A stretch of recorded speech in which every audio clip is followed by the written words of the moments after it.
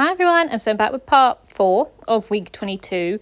I would have done these together and put them all to like these 2 pages together, but I recorded them and did them in 2 completely different days.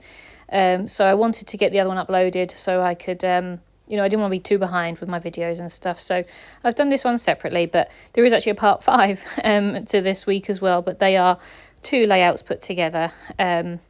So these were the sort of second photos of the wedding, Joe's sister's wedding, and this was more of like the evening sort of side of things, and it was just really nice. So I backed the photos and the little leaflet on some black paper again just to make them stand out, and I'm just cutting down the little place cards that we had on our tables for the meal, because they were just a little bit too big, and I wanted our names in and the sunflowers, but I didn't need all that white space, so I'm just cutting them down a little bit just so I can put them down the bottom.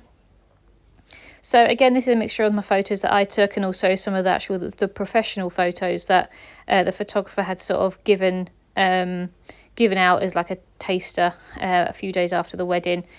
Because I just really loved it. I wanted to include a picture of them cutting the cake because I thought that was really nice. And I love the one with Bilbo with them as well, because Bilbo did actually come to the wedding, bless him.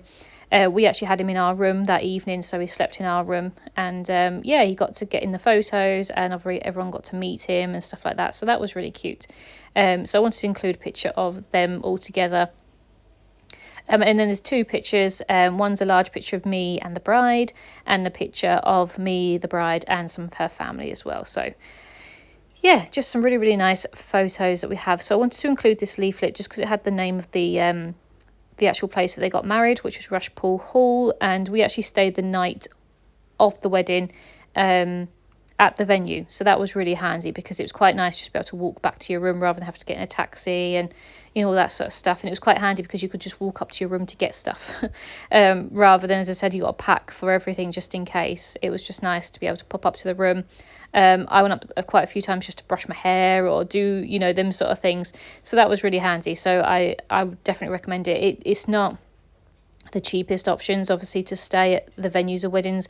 I'm sure they are aware that people want to do it, so they put the prices up.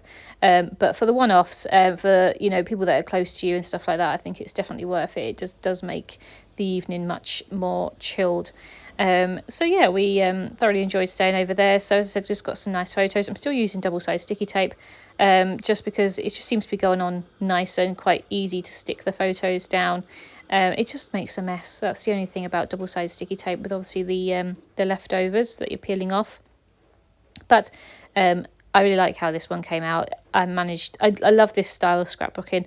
Obviously, this is how I normally do my travel scrapbooks, just one sort of 12 by 12 sheet of paper, and I'll just stick a load of stuff all over it rather than pockets. I do love pockets as well, but it's just expensive, as I said numerous times before. It's just very expensive for me to do pocket pages for all my albums, so that's why I just do my project life in pocket pages, and then my travel scrapbooks go in normal scrapbooks because they are much cheaper, and I just really enjoy it. I love both styles of scrapbooking.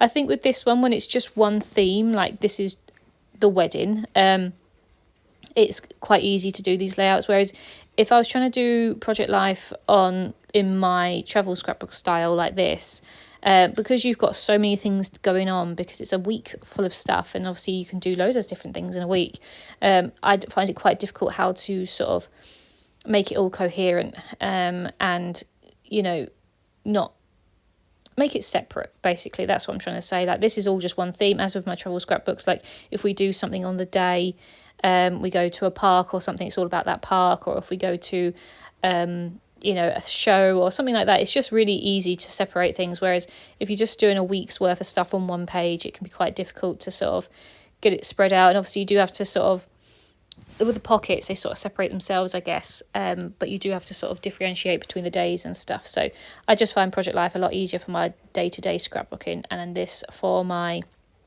travel scrapbooking and things. So I'm just using some of these stickers from this little wedding book that I have. I'm using the black ones as much as I can.